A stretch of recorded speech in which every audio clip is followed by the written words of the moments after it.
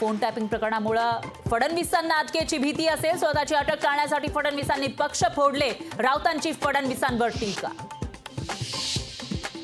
महायुतीमध्ये नाशिक लोकसभा शिवसेनाच लढणार. शिवसेनेकडून हेमंत गोडसेंना उमेदवारी. 2 दिवसात मुख्यमंत्री शिंदे अधिकृत घोषणा करणार. सूत्रांची माहिती.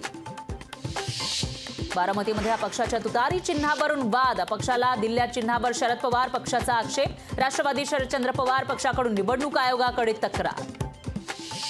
मनसे आणि संजय निरुपम यांच्यातील जुना वाद आला उफाळून. मुंबई उत्तर पश्चिममधून संजय निरुपम यांच्या उमेदवारीला मनसेचा विरोध.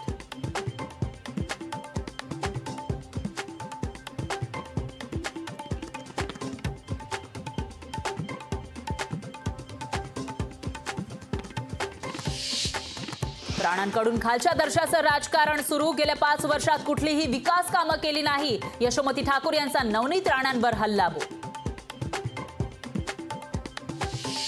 5व्या टप्प्यातील अर्ज सादर करण्यासाठी उरले फक्त 11 दिवस. पण अनेक मतदारसंघात उमेदवारीबाबत संभ्रम. मुंबईतील 5 मतदारसंघांमध्ये उमेदवारांची घोषणा होणं बाकी. अजित पवारांच्या मुलावर राज्य सरकार मेहरबान. पार्थ पवारांना Y+ सुरक्षा. नेत्यांची सुरक्षा कमी केली असताना पार्थ पवार यांच्या सुरक्षेत वाढ केल्यानं चर्चेला उधाण.